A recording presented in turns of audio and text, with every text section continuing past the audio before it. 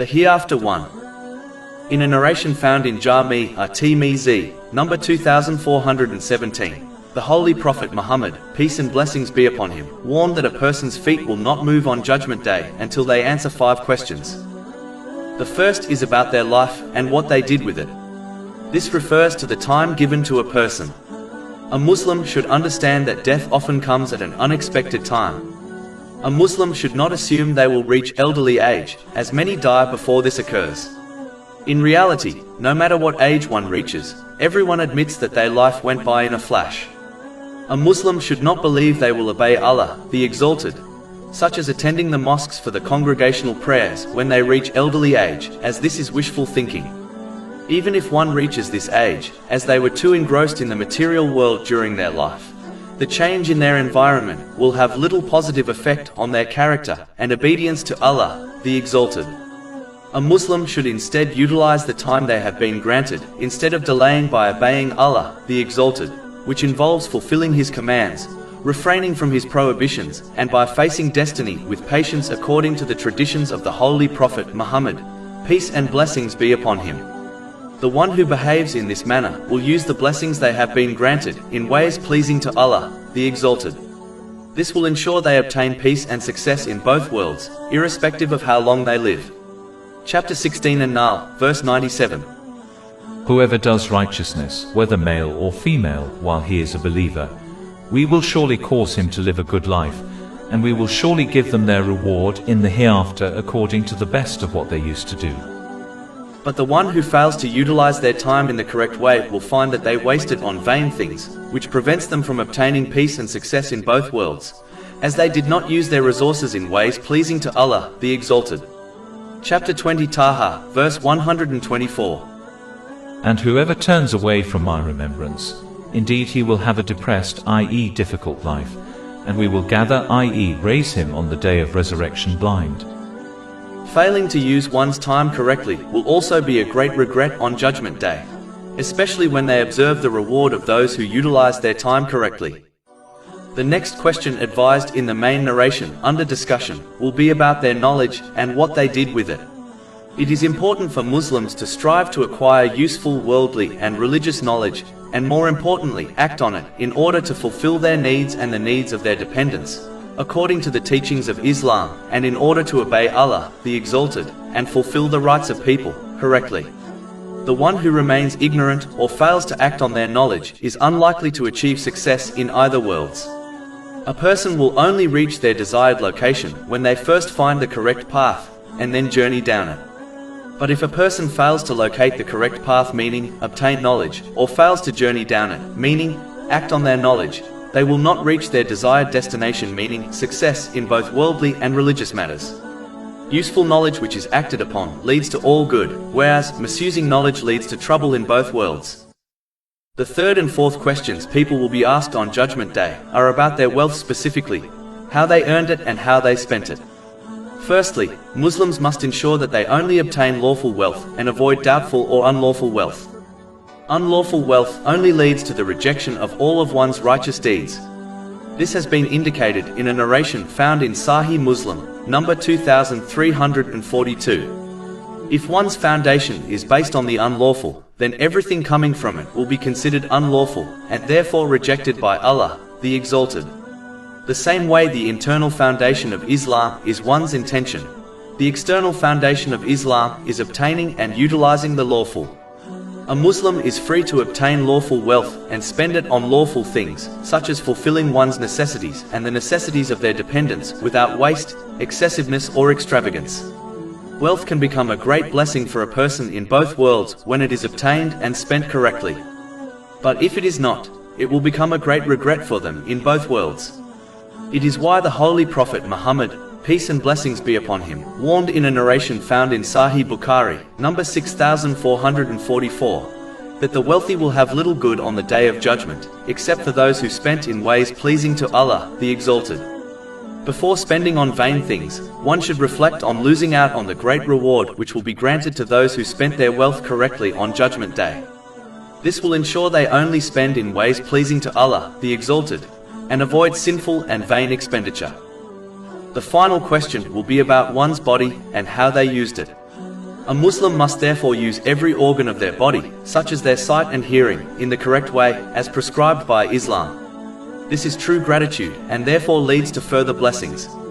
Chapter 14 Ibrahim, verse 7. And remember when your Lord proclaimed, "If you are grateful, I will surely increase you in favor." One must ensure they avoid evil and vain speech, as the latter will be a great regret on Judgment Day, and as it often leads to evil speech. One should speak what is good or remain silent. In addition, they must use their physical strength in ways which are pleasing to Allah, the Exalted, before they reach a day when they lose it, and are no longer able to perform righteous deeds. It is hoped that the one who uses their strength in the correct way will be supported by Allah, the Exalted, during their time of weakness. In fact, the one who uses their good health correctly will be granted the same reward when they fall sick, even if they do not perform the same good deeds anymore. This has been advised in a narration found in Imam Bukhari's Adab al-Mufrad, number 500. Finally, a Muslim must keep their physical and verbal harm away from the self and possessions of others, as this is a sign of a true Muslim and believer. This is confirmed in a narration found in Sunan and Nasai, number 4998. The Hereafter 2. In a narration found in Jami at-Tirmizi, number 1376, the Holy Prophet Muhammad, peace and blessings be upon him, advised some righteous deeds which continue benefiting a Muslim after their death, namely, ongoing charity, useful knowledge, and a righteous child who supplicates for their deceased parent. It is important to understand worldly legacies come and go. How many rich and powerful people have built massive empires, only for them to be torn apart and forgotten shortly after their death? The few signs left behind from some of these legacies only endure in order to warn people not to follow in their footsteps. An example of this is the great empire of Pharaoh. Islam not only teaches Muslims to send blessings ahead of them to the hereafter in the form of righteous deeds, but it also teaches Muslims to leave a lovely legacy behind, from which they and other people can gain benefit from. Unfortunately, many Muslims are so concerned about their wealth and properties that they only end up leaving them behind, which does not benefit them in the least. Each Muslim should not be fooled into believing they have plenty of time for creating a legacy for themselves, as the moment of death is unknown and often pounces on people unexpectedly. Today is the day a Muslim should truly reflect on the legacy they will leave behind, and if it is righteous, they should praise Allah, the Exalted, for granting them the strength to do so. But if it is something which will not benefit them, then they should prepare something which will benefit them after their death, so that they not only send forward good to the hereafter, but also leave good behind. It is hoped that the one who is surrounded by good in this way will be forgiven by Allah, the Exalted. The ongoing charity mentioned in the main narration includes anything from which the creation continues to benefit from, such as a water well. As long as the creation benefits from it, the donor will continue to receive reward, even after their death. Useful knowledge includes both worldly and religious knowledge which benefit people. According to the narration found in Sunan Abu Dawood, number 3641, leaving useful knowledge behind is the tradition of all the holy prophets, peace be upon him. Therefore, Muslims must strive to concentrate on fulfilling this tradition, instead of concentrating on leaving wealth and properties behind. This part of the main narration also encourages one to gain and act on beneficial knowledge, as one first needs to learn before they can teach others. If one struggles to learn and teach, then they should organize for someone else to learn and teach, such as sponsoring a student of knowledge. This will ensure they gain a full share of reward of any useful knowledge spread by this student of knowledge. The final thing mentioned in the main narration can only be fulfilled when one raises their child according to Islamic teachings. Otherwise, they will not bother with supplicating on behalf of their deceased parents with sincerity. The best way one can achieve this is to lead by example. Meaning, a parent must learn and act on Islamic teachings and be a practical role model for their child to follow. The one who behaves in such a manner will find that their child becomes a blessing for them during their life and after their death, as their child will sincerely supplicate on their behalf regularly. The Hereafter 3. In a narration found in Sahih Bukhari, number 6442, the Holy Prophet Muhammad, peace and blessings be upon him, advise that a person's true wealth is what they send ahead to the hereafter, whereas what they leave behind is in reality the wealth of their inheritors. It is important for Muslims to send as many blessings, such as their wealth, as they can to the hereafter by using them in ways which are pleasing to Allah, the Exalted. This includes spending on one's needs and the needs of their dependents without being wasteful, excessive or extravagant. This has been advised in a narration found in Sahih Bukhari, number 4006. But if a Muslim does not use their blessings correctly, they will become a source of stress and punishment for them in both worlds, as they have forgotten Allah, the Exalted. Chapter 20 Taha, verse 124. And whoever turns away from my remembrance, indeed he will have a depressed, i.e. difficult life, and we will gather, i.e. raise him on the day of resurrection blind. And if they hoard them, and leave them behind for their inheritors, then they will be held accountable for obtaining them, even though others will enjoy them after they depart. This has been indicated in a narration found in Jami' at-Tirmidhi, number 2379. In addition, if their inheritors use the blessings correctly, then they will obtain reward from Allah, the Exalted, while the one who collected it will be left empty-handed on Judgment Day. Or if their inheritor misuses the blessings, then it will become a great regret for both the one who earned the blessing and their inheritor, especially if they did not teach their inheritor, such as their child, how to correctly use the blessings, as this was a duty on them. This is confirmed in a narration found in Sunan Abu Dawood, number 2928. A Muslim must remember that one's family, and all the worldly blessings they hoarded, will abandon them at their grave, and only their deeds will remain with them. This has been warned in a narration found in Sahih Bukhari, number 6514. Therefore, they must convert their worldly blessings into good deeds by using them in ways pleasing to Allah, the Exalted, so that they take them with them to their lonely grave. Muslims should therefore fulfill their responsibilities towards Allah, the Exalted, and people, and ensure they take the rest of their blessings with them to the hereafter by using them correctly as prescribed by Islam. Otherwise, they will lead a stressful life in this world, even if they possess the entire world, as Allah, the Exalted, the controller of hearts, only grants peace of mind to those who use their worldly blessings in ways pleasing to Him, and they will be left empty-handed and full of regrets on Judgment Day. Chapter 18 Al-Kahf, verses 103 to 104. Say, shall we believers inform you of the greatest losers as to their deeds? They are those whose effort is lost in worldly life, while they think that they are doing well in work. The Hereafter 4. In a narration found in Jami' at-Tirmidhi, number 2559, the Holy Prophet Muhammad, peace and blessings be upon him, advised that paradise is surrounded by hardships and hell is surrounded by desires. This means the path which leads to paradise contains difficulties and hardships. In most cases, a person cannot obtain good in this world without going through some sort of difficulty, such as exerting one's energy. Then how can one believe they can obtain paradise without facing difficulties? If one turns the pages of history, they will observe the righteous always faced difficulties, but as they knew the path of paradise contained difficulties, they maintained their focus on the destination instead of the difficulties. In fact, the Holy Prophet Muhammad, peace and blessings be upon him, once declared that no one had been tested more than him, in a narration found in Jami' at-Tirmidhi, number 2472. Therefore, Muslims must realize the fact that facing some difficulties in this world is an extremely small price to pay to obtain the permanent bliss of paradise. Therefore, they should constantly focus on the destination in every time of ease, so that they adopt gratitude, which involves using the blessings one has been granted in ways pleasing to Allah, the Exalted, and focus on the destination in every time of difficulty by adopting patience, which involves avoiding complaining and maintaining sincere obedience to Allah, the Exalted, through speech and actions. The path to hell is full of desires.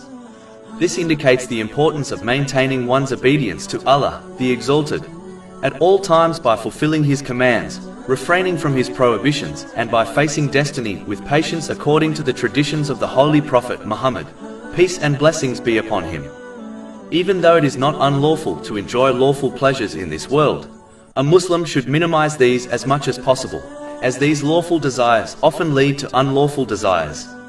It is why a narration found in Jami' at-Tirmidhi, number 1205, advises that the one who behaves in such a manner will safeguard their faith and honor.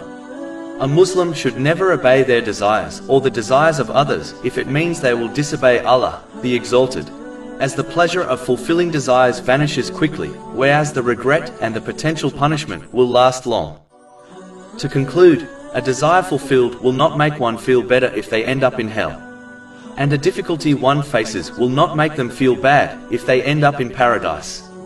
The Hereafter 5. In a narration found in Sahih Muslim, number 7232, the Holy Prophet Muhammad, peace and blessings be upon him, advised that people will be resurrected on Judgment Day in the same state they died on earth. This means that if a person dies on good, they will be resurrected on good. But if they die on evil, they will be raised in an evil way. A Muslim should not live in heedlessness by believing that as they have faith in Islam, it guarantees they will die, and therefore be raised in a good state on Judgment Day. If they persist on the disobedience of Allah, the Exalted, and then die in this state without sincerely repenting, then they will be raised in an evil way. It does not take a scholar to determine what will happen to this person on Judgment Day. From this narration, one can understand that the way they will die will be in the same state they have lived. Meaning, if they lived in the obedience of Allah, the Exalted, by sincerely fulfilling His commands, refraining from His prohibitions, and by facing destiny with patience according to the traditions of the Holy Prophet Muhammad, peace and blessings be upon him, then they will die in a good state, and therefore be raised in a good state, which includes being raised with the righteous, as they practically followed in their footsteps. This has been indicated in a narration found in Sahih Bukhari, number 3688. A Muslim should therefore not walk the path to hell by disobeying Allah, the Exalted, which involves misusing the blessings they were granted by Him, and believe that they will somehow be resurrected in a good state, thereby joining the pious in paradise. Chapter 20 Taha, verses 124 to 126. And whoever turns away from my remembrance, indeed he will have a depressed, i.e. difficult life, and we will gather, i.e. raise him on the day of resurrection blind. He will say, My Lord, why have you raised me blind while I was once seeing? Allah will say, Thus did our signs come to you, and you forgot, i.e. disregarded them, and thus will you this day be forgotten. The Hereafter 6. In a narration found in Sahih Muslim, number 7420, the Holy Prophet Muhammad, peace and blessings be upon him, warned that the only wealth one truly possesses is connected to three things. The first is what a person spends of their wealth on obtaining and consuming food. A Muslim should spend reasonably on food without excessiveness, waste or extravagance, as this can be considered a sin. Chapter 7 Al-Araf, verse 31. And eat and drink, but be not excessive. Indeed he likes not those who commit excess. It is vital for Muslims to only consume the lawful, as one's supplication is rejected if they consume the unlawful, according to a narration found in Sahih Muslim, number 2346. If one's supplication is rejected, how can the rest of their actions possibly be accepted by Allah, the Exalted? In fact, a narration found in Sahih Muslim, number 2342, indicates that any good deed rooted in the unlawful is rejected. Just like the inward foundation of Islam is one's intention, similarly the outward foundation of Islam is obtaining and utilizing the lawful. Finally, a Muslim should adopt the mindset whereby they eat simple food so that they eat in order to live and not live in order to eat, whereby they are constantly distracted by their stomach from more important responsibilities and duties.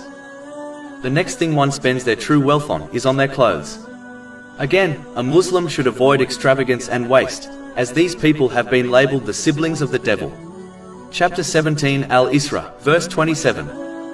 Indeed the wasteful are brothers of the devils. A Muslim should be pleased with nice, clean and simple clothing, as this is an aspect of faith, according to a narration found in Sunan Ibn Majah, number 4118. Islam is not against appearing nice, but one must understand that this is easily obtainable without spending much wealth or time. Dedication to appearing nice must never hinder one from their duties and responsibilities. The truth is that the more one indulges in their appearance, the more they will adopt extravagance in other aspects of their life, such as their car, home and food. This will prevent them from using the blessings they have been granted in ways pleasing to Allah, the Exalted. This leads to difficulties in both worlds. Chapter 20 Taha, verse 124. And whoever turns away from my remembrance, indeed he will have a depressed, i.e. difficult life, and we will gather, i.e. raise him on the day of resurrection blind. The final wealth a person truly owns is what they send ahead to the hereafter by spending it in ways which are pleasing to Allah, the Exalted. This includes spending on one's necessities and the necessities of their dependents, according to the teachings of Islam, without waste, excessiveness or extravagance. This includes all the blessings one has been granted, not just wealth. The more one uses these blessings in ways pleasing to Allah, the Exalted, the more peace and success in both worlds they will obtain. Chapter 16 An-Nahl, verse 97. Whoever does righteousness, whether male or female, while he is a believer, we will surely cause him to live a good life, and we will surely give them their reward in the hereafter according to the best of what they used to do. To conclude, a Muslim should remember that the first two things have already been guaranteed by Allah, the Exalted, as they are a part of their provision which cannot change and was allocated to them over 50,000 years before the creation of the heavens and the earth. This is confirmed in a narration found in Sahih Muslim, number 6748. Therefore, they should be moderate in seeking them, and instead focus more on the last aspect. All other forms of obtaining and using wealth in reality does not belong to a person, and will be left behind for others to enjoy, even though they will be held accountable for it on Judgment Day. The Hereafter 7. In a narration found in Sahih Muslim, number 2864, the Holy Prophet Muhammad, peace and blessings be upon him, warned that on Judgment Day the sun will be brought within 2 miles of the creation. This will cause people to sweat according to the deeds they performed during their lives on earth. Some people's sweat will reach up to their ankles, some their knees, and for others it will reach their mouths. One only needs to ponder over the times they were subjected to intense summer weather, and how the heat affected their attitude and behavior, in order to appreciate how difficult the situation on Judgment Day will be when the sun is brought so close to them.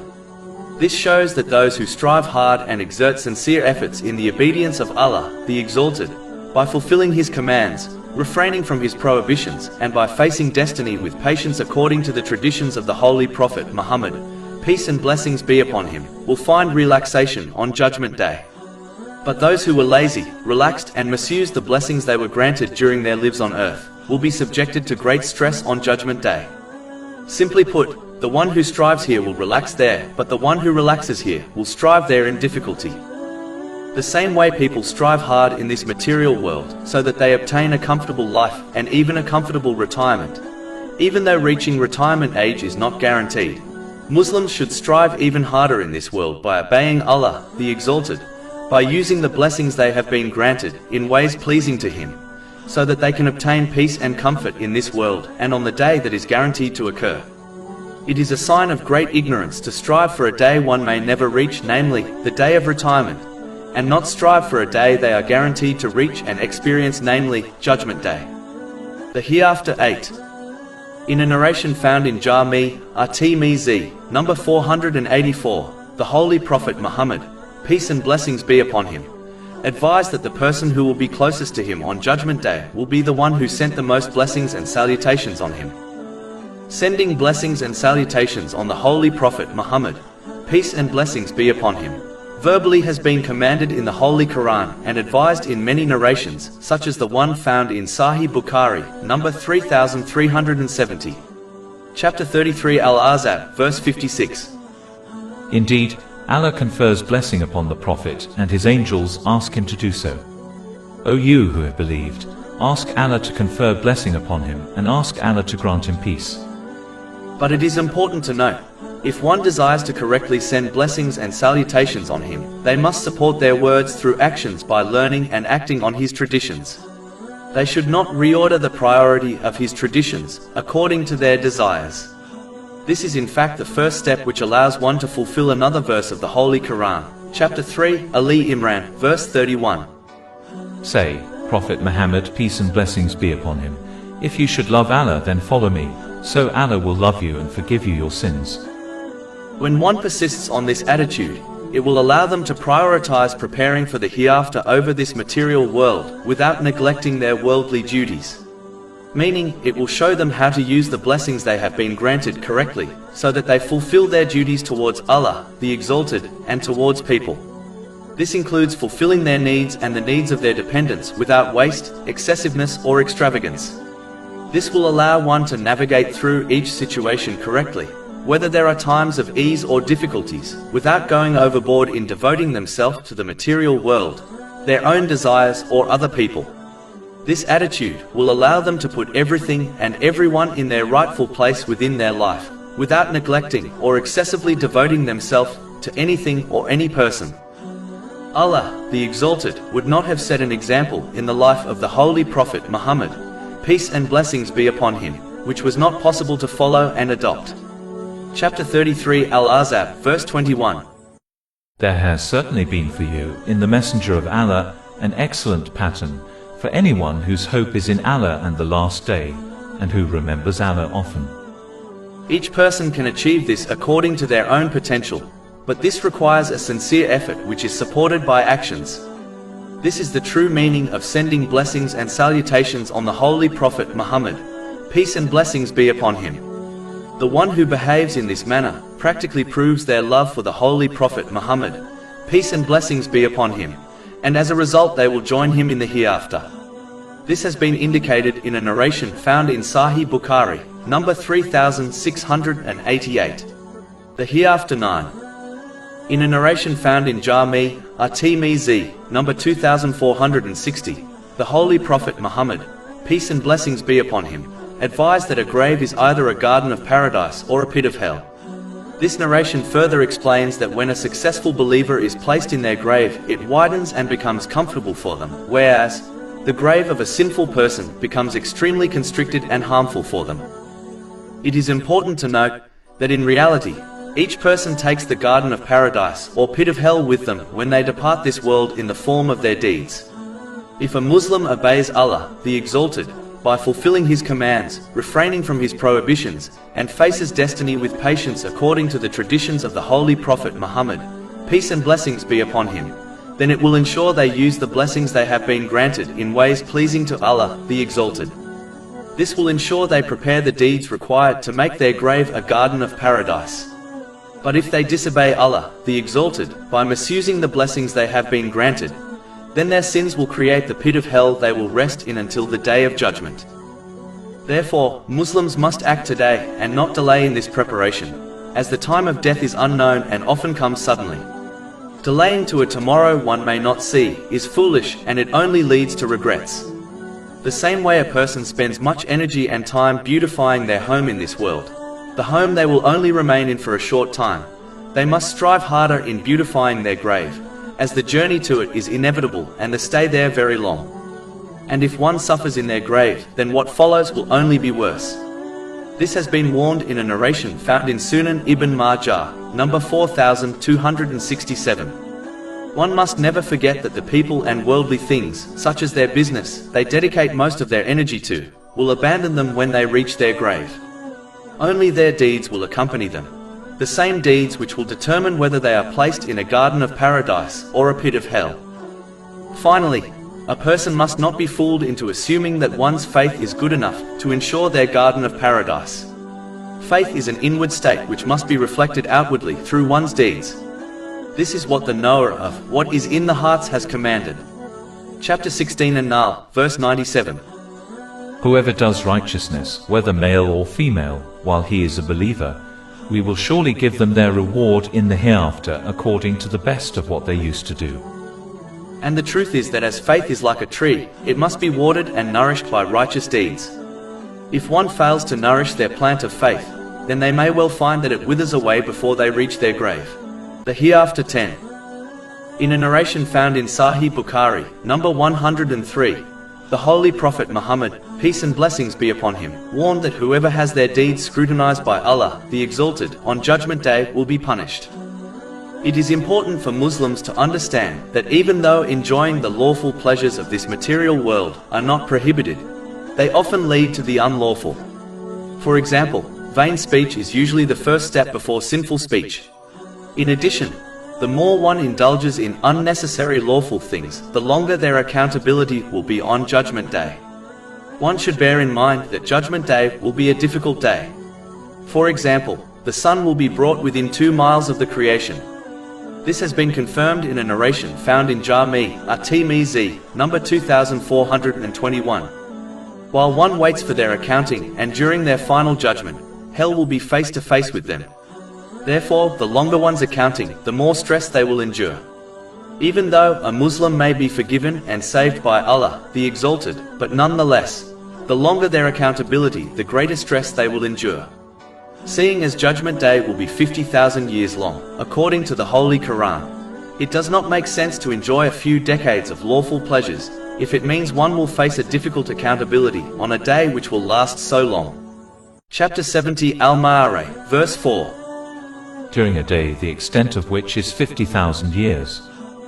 It is therefore best to lead a simple life, in order to minimize one's accountability on the Day of Judgment. It is one of the reasons why the Holy Prophet Muhammad, peace and blessings be upon him, advised in a narration found in Sunan Ibn Majah, number 4118, that simplicity is a part of faith. It is a simple life which will cause the poorer Muslims to enter paradise 500 years before the rich Muslims, as their accounting will be less. This has been confirmed in a narration found in Sunan Ibn Majah, number 4122. Seeing as people do not generally live for more than 80 years, does it make sense to live an indulgent life if it leads to a delay in entering paradise by 500 years? This assuming, of course, one enters paradise directly without being punished in hell first. A Muslim must always remember that the more they indulge in lawful worldly things, the more they will face stress in this world. The more it will distract them from preparing for the hereafter, which involves using the blessings they have been granted in ways pleasing to Allah, the Exalted, and the harder their accountability will be on Judgment Day. Whereas, the one who leads a simple life, whereby they obtain and utilize worldly things according to their necessities and responsibilities without waste, excessiveness and extravagance, will obtain peace of mind and body, and they will be encouraged to prepare practically for the Day of Judgment, which leads to an easier final accounting. It does not take a scholar to determine which path is best. The Hereafter 11. In a narration found in Sahih Bukhari, number 1372, the Holy Prophet Muhammad, peace and blessings be upon him, confirmed that there is punishment in the grave. Many verses and narrations of the Holy Prophet Muhammad, peace and blessings be upon him, discuss this stage which all people will face in some form or fashion. As it is inevitable, Muslims must prepare for it, as the light or darkness of the grave does not come from the grave itself. It is one's deeds which either darkens or illuminates their grave. Similarly, it is one's deeds which will determine if they face punishment or mercy in their grave. The only way to prepare for it is through piety, which consists of fulfilling the commands of Allah, the Exalted, refraining from His prohibitions, and facing destiny with patience according to the traditions of the Holy Prophet Muhammad, peace and blessings be upon him. This will ensure one uses the blessings they have been granted in ways pleasing to Allah, the Exalted. These righteous deeds will protect one from the punishment of the grave, by the permission and mercy of Allah, the Exalted. It is strange how a Muslim will dedicate much time, energy and wealth to making their worldly home comfortable, even though their stay in this world is short, whereas they pay little attention to making their grave comfortable, even though one's stay in the grave will be long and more serious. Muslims often journey to cemeteries in order to bury their relatives and friends. But very few truly realize that one day, sooner or later, their turn will come. Even though the majority of Muslims dedicate the majority of their efforts to pleasing their family and earning wealth over pleasing Allah, the Exalted, through righteous deeds, a narration found in Jami at-Tirmizi, number 2379, warns that these two things, which Muslims give priority to, will abandon them at their grave and only their deeds will remain with them. Therefore, it makes sense for a Muslim to give priority to obtaining righteous deeds over pleasing their family and obtaining excess wealth. This does not mean one should abandon their family and wealth, but it means they should fulfill their duty to their family according to the teachings of Islam, without going overboard by neglecting their duties to Allah, the Exalted, and only obtain the wealth they require to achieve this. When this is done correctly, it becomes a righteous deed as well. This is confirmed in a narration found in Sahih Bukhari, number 4006. One should never abandon their duties to Allah, the Exalted, for the sake of their family or wealth, as this will only lead to an isolated, lonely and dark grave. Chapter 20 Taha, verse 55. From it, i.e. the earth we created you, and into it we will return you, and from it we will extract you another time. The Hereafter 12. In a narration found in Jami' at-Tirmizi, number 3120, the Holy Prophet Muhammad, peace and blessings be upon him, advised that each person will be asked 3 questions in the grave. The first question will be, who is your Lord? In order to answer this question correctly, a Muslim must not only believe in Allah, the Exalted, but prove this belief through actions. This is only achieved by fulfilling His commands, refraining from His prohibitions, and by facing His decrees with patience. This will ensure they use the blessings they have been granted in ways pleasing to Allah, the Exalted. It is this very proof which will support a Muslim in their grave when they encounter this question. It is important to note that even some non-Muslims believe in Allah, the Exalted, yet they will fail to answer this question correctly, as they did not use the blessings they were granted in ways pleasing to Him during their lives on earth. If only believing in Him was enough, then these non-Muslims would succeed in this question. But it is quite evident they will not succeed. The next question will be, what is your religion? If a Muslim desires to answer this correctly, they must not only believe in Islam, but practically implement its teachings in their everyday life. This involves sincerely striving to obtain and act on the teachings of the Holy Quran and the traditions of the Holy Prophet Muhammad, peace and blessings be upon him. It is the reason gaining useful knowledge has been made a duty on all Muslims, according to a narration found in Sunan Ibn Majah, number 224. Following Islam goes beyond the few obligatory duties and involves acting on its teachings in every aspect of one's life, such as one's social, financial, work and personal life. The final question according to this narration will be, who is your prophet? It is important to note that even some of the past nations believed in their prophets, peace be upon them, but as they did not follow in their footsteps correctly, they will fail in answering this question correctly. If a Muslim desires to answer this question correctly, they must not only verbally declare their belief in the Holy Prophet Muhammad, peace and blessings be upon him, but actively learn and act on his traditions and teachings. This is the very purpose of sending holy prophets, peace be upon them, meaning to practically follow them. Chapter 33 Al-Ahzab, verse 21. There has certainly been for you, in the Messenger of Allah, an excellent pattern, for anyone whose hope is in Allah and the Last Day, and who remembers Allah often. The mercy, love and forgiveness of Allah, the Exalted, which will help a Muslim answer this question correctly, is only possible to obtain through this method. Chapter 3 Ali Imran, verse 31. Say, if you should love Allah, then follow me, so Allah will love you and forgive you your sins. And Allah is forgiving and merciful. To conclude, just like the questions in a written or oral exam cannot be answered successfully without practically learning knowledge, through studying and revision, neither can a person answer the questions of the grave successfully without practically learning and acting on the teachings of the Holy Quran and the traditions of the Holy Prophet Muhammad, peace and blessings be upon him, in every aspect of one's life. The Hereafter 13. I had a thought which I wanted to share. I was pondering over the different difficulties and times of ease people face throughout their lives. There are things which a Muslim can remember in order to maintain their focus on the obedience of Allah, the Exalted, which involves fulfilling His commands, refraining from His prohibitions and by facing destiny with patience. One of those things is to remember a fact which is supported by a narration found in Sahih Muslim, number 7088. It indicates that the person who ends up in paradise will not be bothered by the difficulties they faced during their life on earth. And the person who ends up in hell will not feel better when they are reminded of the luxuries they enjoyed during their life on earth. A person should not be fooled into thinking the hereafter is like this world. In this world, difficulties bother people even after the difficulties pass. And the moments when a person enjoyed luxuries can make them feel better even if they are in prison. But this is not the case in respect to the hereafter. So a Muslim should remember this fact when they are facing difficulties, knowing it will not bother them at all if they end up in paradise. And sins, vain things and the luxuries of this world will not make them feel better if they end up in hell. This attitude is a strong mechanism which encourages a Muslim towards the obedience of Allah, the Exalted, if they ponder on it often. The Hereafter 14. I read a news article a while ago, which I wanted to briefly discuss. It reported on a person whose company went bankrupt after they faced some difficulties and the regrets they had over this issue. It is important for Muslims to understand that whenever they face any type of worldly failure or regrets, they should remind themselves of the regrets in the hereafter people will have, such as the one mentioned in chapter 89 Al-Fajr, verse 24.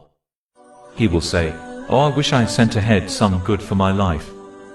In this world, one's regret will always be followed by another chance or other options which they can pursue in order to gain success once again. But the regret and failure of the hereafter is something which cannot be rectified, meaning there are no second chances in the next world. No one will have the opportunity to return to earth in order to act differently. Therefore, every Muslim should be more concerned with the failures they may encounter in the hereafter over the failures and regrets of this world. This does not mean one should not strive to achieve lawful success in this world. It means they should always prioritize gaining success in the hereafter over gaining success in this world. This is an important mentality Muslims should adopt before they reach a day where reflecting on their failures and regrets will not help them in the slightest. Chapter 89 Al-Fajr, verse 23. And brought within view that day is hell. That day man will remember, but how, what good to him will be the remembrance. The Hereafter 15. I read a news article a while ago, which I wanted to briefly discuss. It reported on the biography of a famous person, the things they achieved and the regrets they have. Muslims should understand that regrets can be classified into two categories. The first are the regrets over worldly things, such as not getting married or having children. The second category are the regrets one will have in their grave and on Judgment Day, such as not making better use of their resources and blessings in order to please Allah, the Exalted. The worldly regrets, irrespective of what they are, will never be permanent, as they will either end when one fulfills their desire, changes their mind or dies. They are temporary in nature, as the maximum time one can have this type of regret is until their death. And they are not so significant, as these regrets may lead to sadness but not severe punishment or torment. In addition, these regrets will end if a person reaches paradise through the mercy of Allah, the Exalted. On the other hand, the regrets of the hereafter are long-lasting, as the time in the grave and on Judgment Day will be much longer than one's life on this earth. They will not end until one enters paradise, which may not happen, or it may occur after an extremely long time, as a single day in the hereafter is equivalent to 1,000 years on earth. Chapter 22 Al-Hajj, verse 47. And indeed, a day with your Lord is like 1,000 years of those which you count. Finally, these regrets are very significant, as they may well lead to a severe punishment and torment in the hereafter. Therefore, a Muslim should ponder over this, and be kind to themselves by striving to remove the potential regrets they will have in the grave and on Judgment Day, before they try to remove the regrets of this world. Chapter 89 Al-Fajr, verses 23 to 24. And brought within view that day is hell. That day man will remember, but how, i.e., what good to him will be the remembrance. He will say, "Oh, I wish I sent ahead some good for my life." The Hereafter 16. Many verses and narrations of the Holy Prophet Muhammad, peace and blessings be upon him, discuss this stage which all people will face in some form or fashion. As it is inevitable, Muslims must prepare for it, as the light or darkness of the grave does not come from the grave itself. It is one's deeds which either darkens or illuminates their grave. Similarly, it is one's deeds which will determine if they face punishment or mercy in their grave. The only way to prepare for it is through obeying Allah, the Exalted, which consists of fulfilling the commands of Allah, the Exalted, refraining from His prohibitions and facing destiny with patience according to the traditions of the Holy Prophet Muhammad, peace and blessings be upon him. This will ensure one uses the blessings they have been granted in ways pleasing to Allah, the Exalted. Muslims often journey to cemeteries in order to bury their relatives and friends. But very few truly realize that one day, sooner or later, their turn will come. Even though the majority of Muslims dedicate the majority of their efforts to pleasing their family and earning wealth over pleasing Allah, the Exalted, through righteous deeds, a narration found in Jami at-Tirmizi, number 2379, warns that these two things which Muslims give priority to, will abandon them at their grave and only their deeds will remain with them. Therefore, it makes sense for a Muslim to give priority to obtaining righteous deeds, to pleasing their family and obtaining excess wealth. This does not mean one should abandon their family and wealth, but it means they should fulfill their duty to their family according to the teachings of Islam, without going overboard by neglecting their duties to Allah, the Exalted, and only obtain the worldly things, such as wealth, they require to achieve this. When this is done correctly, it becomes a righteous deed as well. This is confirmed in a narration found in Sahih Bukhari, number 4006.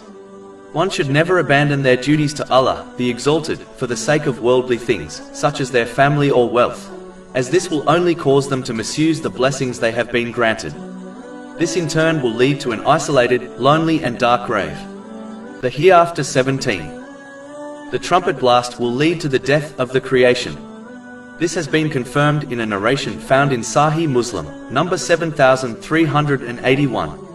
The important thing to learn is that this is a call which no one can or will reject responding to. It will lead to the resurrection and final judgment.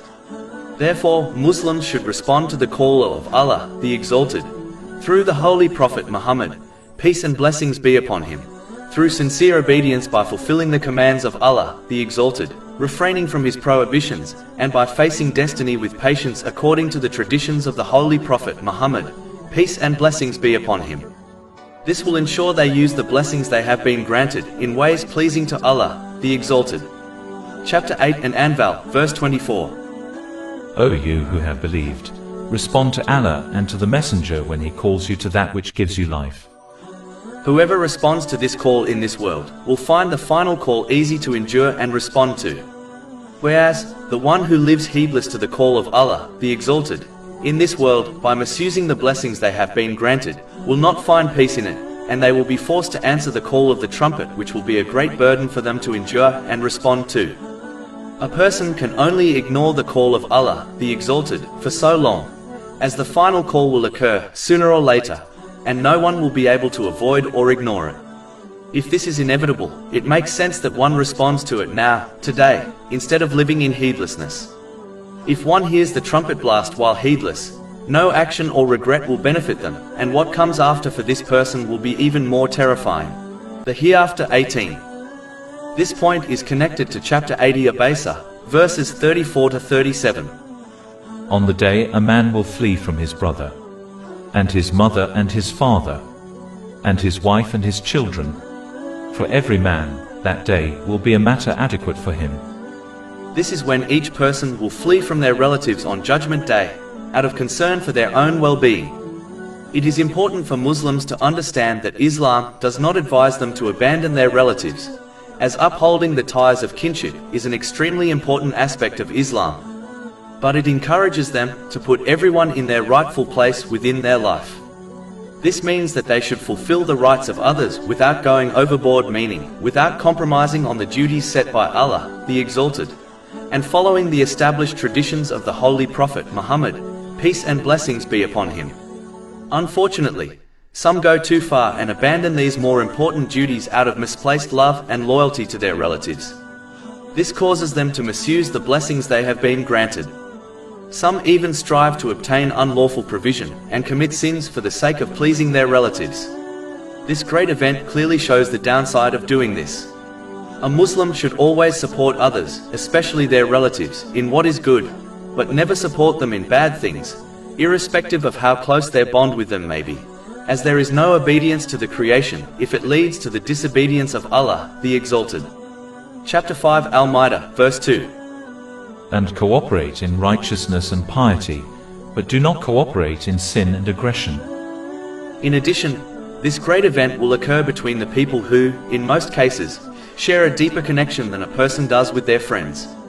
So if this is the outcome of relatives on Judgment Day, can one imagine the outcome of friends? Chapter 25 Al-Furqan, verse 28. Oh, woe to me! I wish I had not taken that one as a friend. The only way people can truly benefit each other in this world or in the next is when they prioritize the obedience of Allah, the Exalted, which involves using the blessings they have been granted in ways pleasing to Him, as outlined in the Holy Quran and the traditions of the Holy Prophet Muhammad, peace and blessings be upon him, over all else, and aid each other in this ultimate goal. Chapter 43 Az-Zukhruf, verse 67. Close friends that day will be enemies to each other, except for the righteous. The Hereafter 19. In a narration found in Sunan ibn Majah, number 4308, the Holy Prophet Muhammad, peace and blessings be upon him, advised that he is the first person to intercede and the first person whose intercession will be accepted by Allah, the Exalted, on Judgment Day. A Muslim should therefore strive to make themselves worthy of the intercession of the Holy Prophet Muhammad, peace and blessings be upon him, by performing the actions which result in this, such as supplicating for it after hearing the call to prayer. This has been advised in a narration found in Sunan and Nasai, number 679. But this would require one to regularly attend the obligatory prayers at a mosque, instead of offering them at home. The greatest action which will result in the intercession is learning and acting on the traditions of the Holy Prophet Muhammad, peace and blessings be upon him. A Muslim should not live in heedlessness by rejecting this duty, and then expect intercession on Judgment Day, as this is closer to wishful thinking, which is blameworthy and of no real value, compared to true hope in the mercy of Allah, the Exalted. Unfortunately, some Muslims who have adopted this wishful thinking expect to obtain paradise through this intercession, even though they do not obey Allah, the Exalted, by fulfilling His commands, refraining from His prohibitions, and by facing destiny with patience according to the traditions of the Holy Prophet Muhammad, peace and blessings be upon him. These Muslims must realize that even though the intercession is a fact, some Muslims who will have their punishment reduced through intercession will still enter hell. Even a single moment in hell is truly unbearable. So one should abandon wishful thinking and instead adopt true hope by practically striving in the obedience of Allah, the Exalted, by using the blessings they have been granted in ways pleasing to Him. In addition, the Muslim who persists on the disobedience of Allah, the Exalted, and assumes they will be saved by this intercession must accept the reality that, due to their disobedience and mocking attitude, they may not even leave this world with their faith. Therefore, this Muslim must be more concerned with dying as a Muslim than receiving this intercession on Judgment Day, which is only reserved for Muslims. The Hereafter 20. This point is connected to chapter 101 Al-Qari'ah, verses 6 to 9. Then as for one whose scales are heavy with good deeds, he will be in a pleasant life. But as for one whose scales are light, his refuge will be an abyss.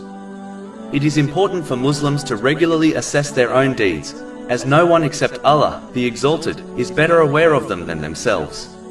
When one honestly judges their own deeds, it will inspire them to sincerely repent from their sins and encourage them towards performing righteous deeds, which involves using the blessings they have been granted in ways pleasing to Allah, the Exalted. But the one who fails to regularly assess their deeds will lead a life of heedlessness whereby they misuse the blessings they have been granted. This person will find the weighing of their deeds on the Day of Judgment extremely difficult. In fact, it may well cause them to be hurled into hell. A clever business owner will always regularly assess their accounts. This will ensure their business heads in the right direction and ensures they complete all the necessary paperwork correctly, such as a tax return. But the foolish business owner will not regularly take accounts of their business. This will lead to a loss in profits and a failure in correctly preparing for their accounts. Those who fail to file their accounts correctly with the government face penalties, which only makes their lives more difficult.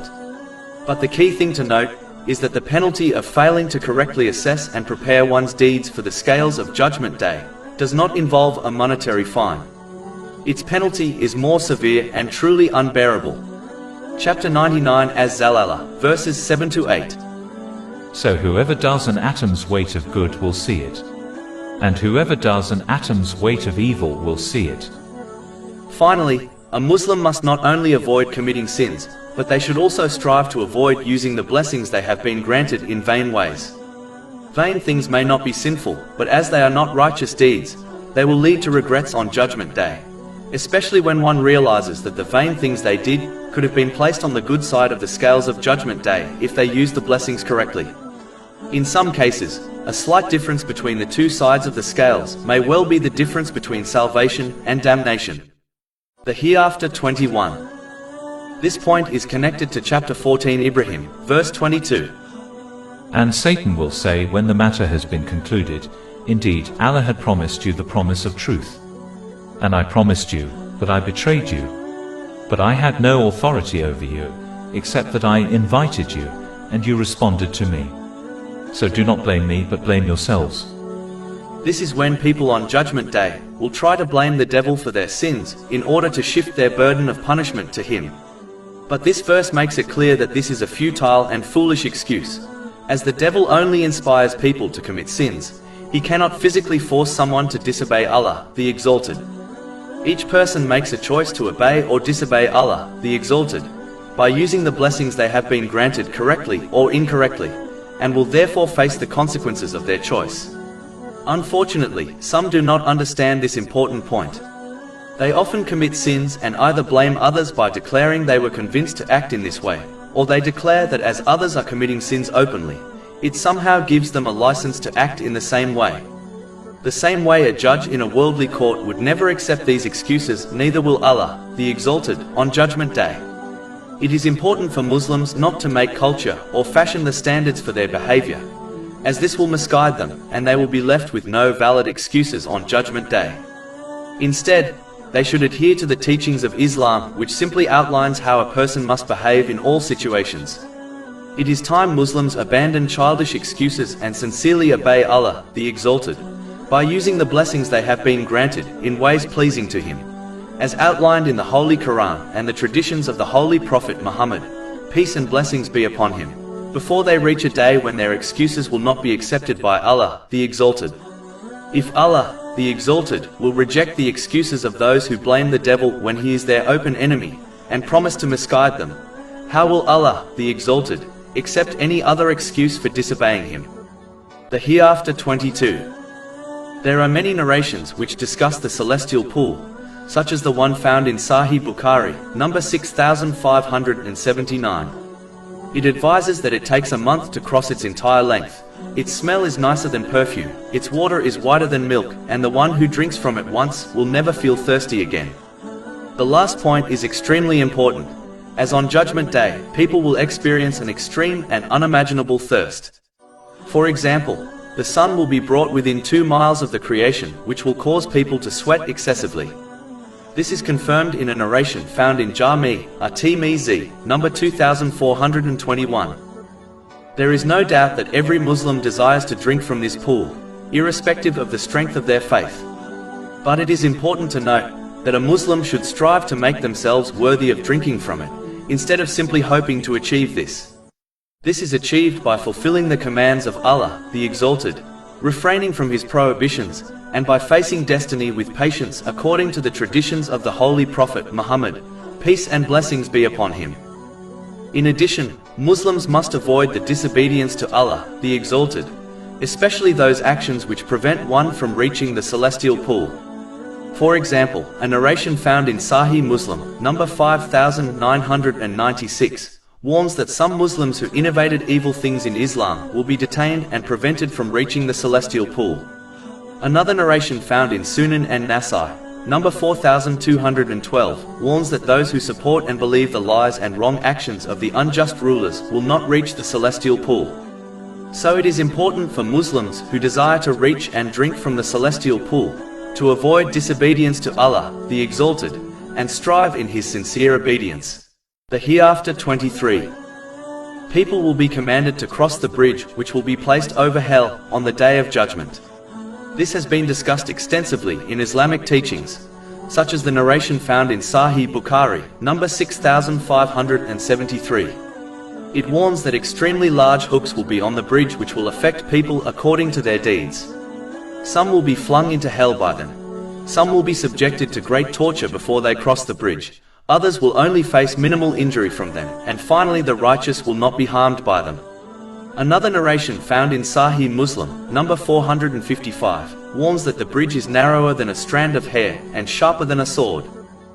The important thing to learn from this is that each person will cross the bridge according to their deeds. So it is important for Muslims not to neglect any duties if they desire to cross the bridge safely. They must sincerely obey Allah, the Exalted, by using the blessings they have been granted in ways pleasing to Him, as outlined in the Holy Quran and the traditions of the Holy Prophet Muhammad, peace and blessings be upon him. One should not neglect this, and simply hope they will magically cross the bridge unaffected. In addition, the ease at which a person will cross this bridge will be a mirror of how much they remain steadfast on the straight path of Islam in this world. This straight path is the path of the Holy Quran and the traditions of the Holy Prophet Muhammad, peace and blessings be upon him. Chapter 3 Ali Imran, verse 31. Say, if you should love Allah, then follow me, so Allah will love you and forgive you your sins. Anyone who abandons this path will not successfully cross this bridge. Simply put, the more one remains steadfast on the straight path in this world, by learning and acting on the Holy Quran and the traditions of the Holy Prophet Muhammad, peace and blessings be upon him, the easier they will cross the bridge over hell on Judgment Day. The straight path has been made clear in this world, so people are left with no excuses. The Hereafter 24. The thing to remember is that in reality each person who will end up in hell takes the fire, which they will encounter in hell, with them from this world in the form of their sins. When a Muslim engraves this reality into their mind, they will observe each sin, major or minor, as a piece of unbearable fire. The same way a person avoids fire in this world, they should avoid sins as it is hidden fire which will be shown to them in the hereafter. In addition, a Muslim should not live in heedlessness and believe they can simply claim love for Allah, the Exalted, the Holy Prophet Muhammad, peace and blessings be upon him, and the companions, may Allah be pleased with them, without supporting this verbal declaration with actions.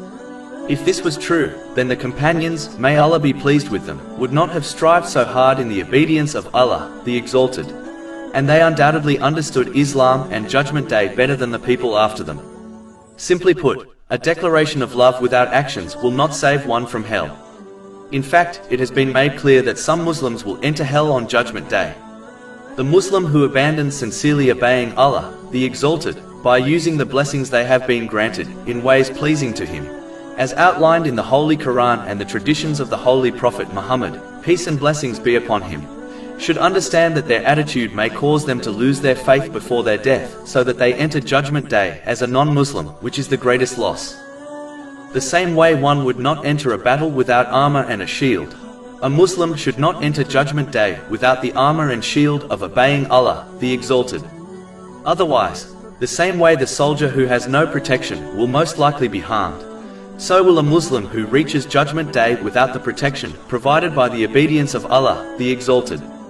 A Muslim should remember that the luxuries and pleasures of the material world they enjoyed will not make them feel better if they end up in hell. In fact, it will only make them feel worse. The Hereafter 25. It is important to note that one will only enter paradise through the mercy of Allah, the Exalted. This has been confirmed in a narration found in Sahih Bukhari, number 5673.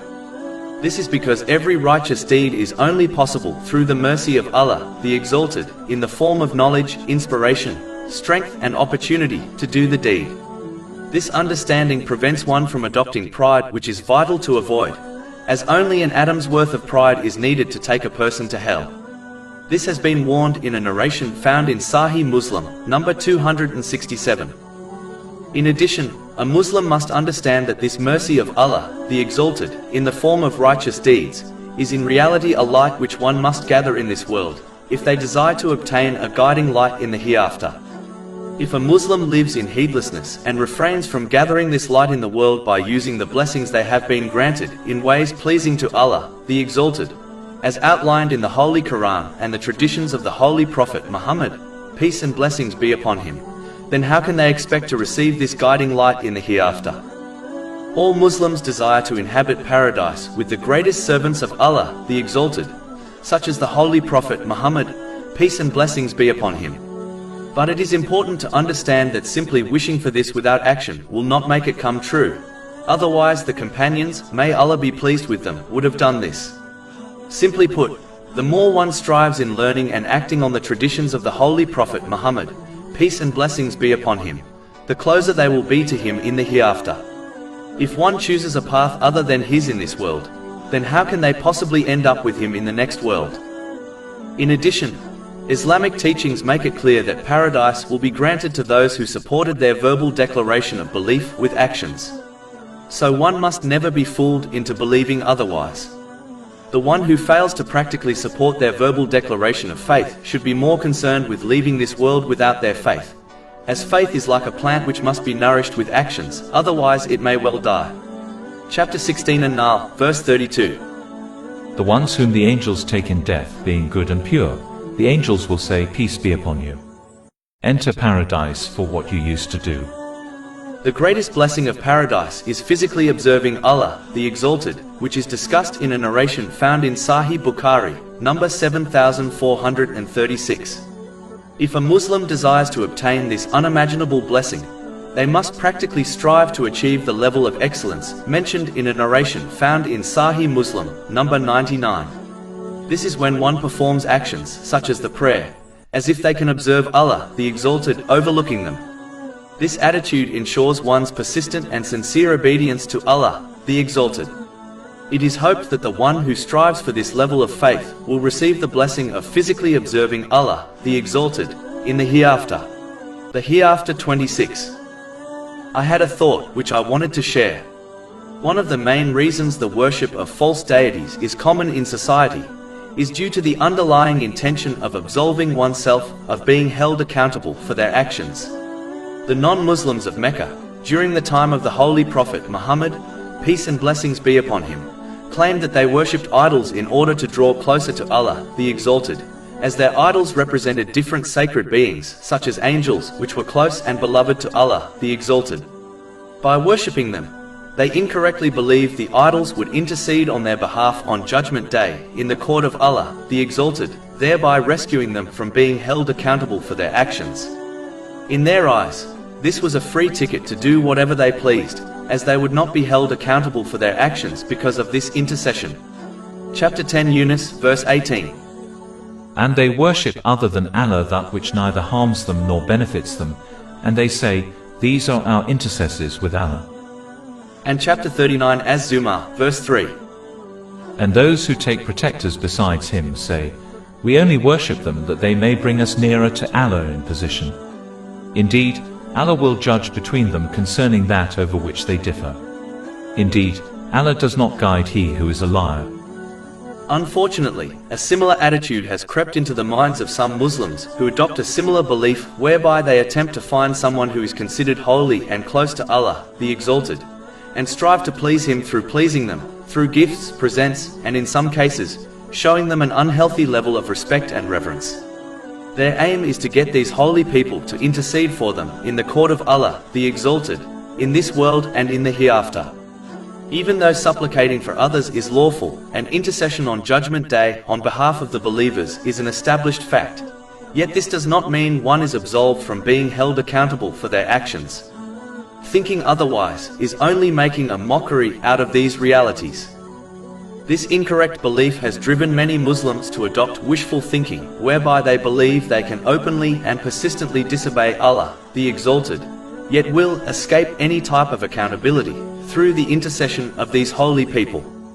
If this was true, the companions, may Allah be pleased them, had the supplications and aid of the holiest man of all, the Holy Prophet Muhammad, peace and blessings be upon him. Yet they constantly feared their accountability and therefore persisted in the sincere obedience of Allah, the Exalted, which involves using the blessings one has been granted in ways pleasing to him, as outlined in the Holy Quran and the traditions of the Holy Prophet Muhammad, peace and blessings be upon him.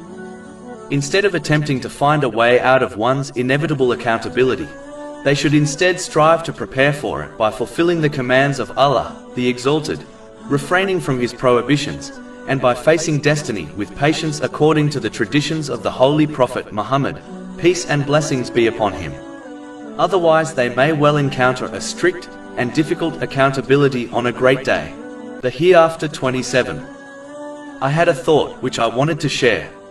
One of the objections given by those who deny the Day of Judgment is that they find it hard to believe Allah, the Exalted, will gather the dust and bones of people, which in most cases have been scattered, and mingled with the earth and other things, such as water, such as those who have their bodies cremated and the remains scattered in an ocean.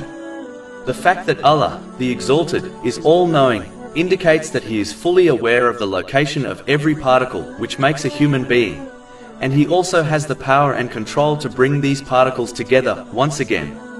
In order to understand this, one should reflect on the different foods they eat and items they buy. These foods and items are made from different parts that are grown and cultivated from different parts of the world. They are brought together to a single location in order to manufacture the item or make the food, which is then delivered to a shop or directly to a customer.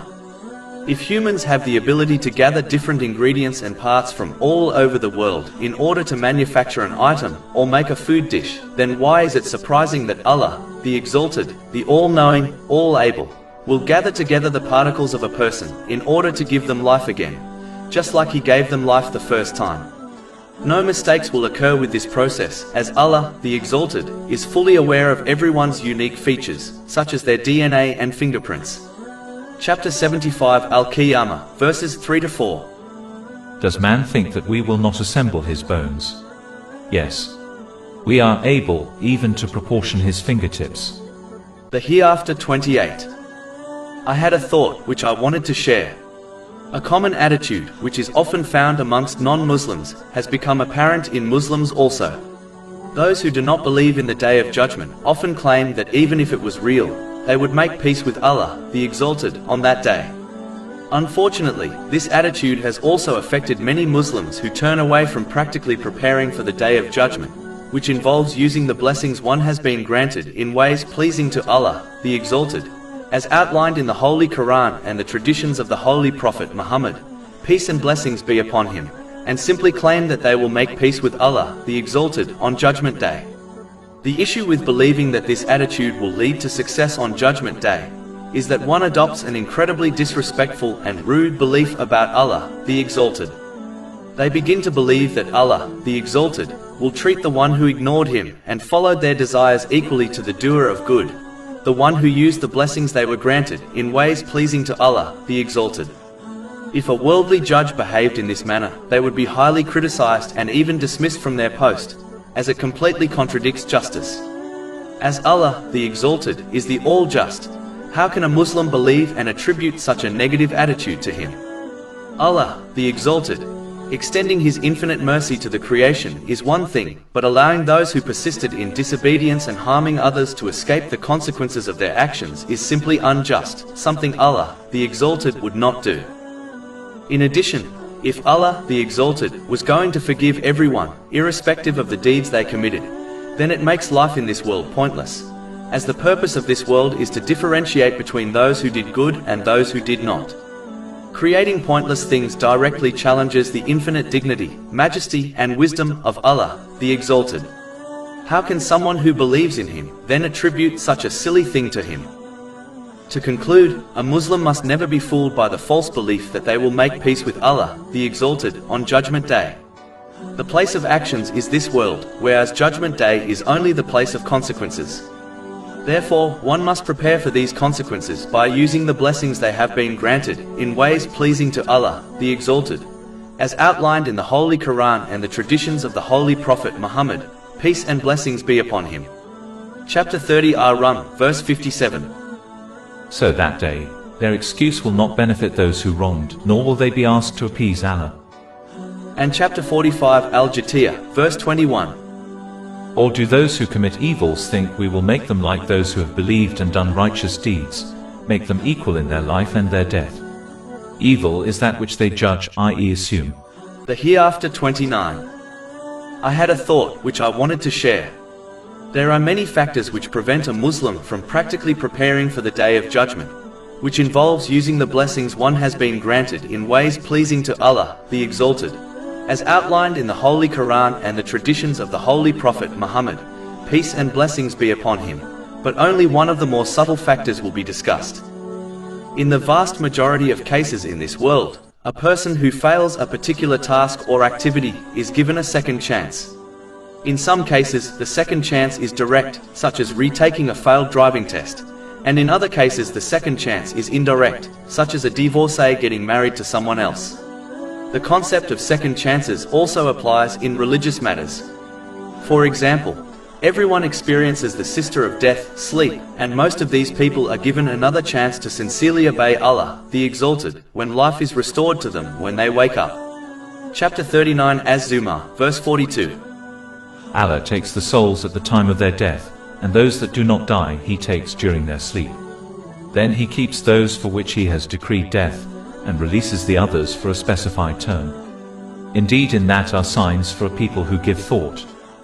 This concept of second chances often becomes so engraved in the mind of a Muslim that subconsciously they begin to behave as if they will be given a second chance on Judgment Day, if they fail to adequately prepare for it. This is a subtle delusion and trick of the devil, which a Muslim must be careful to avoid.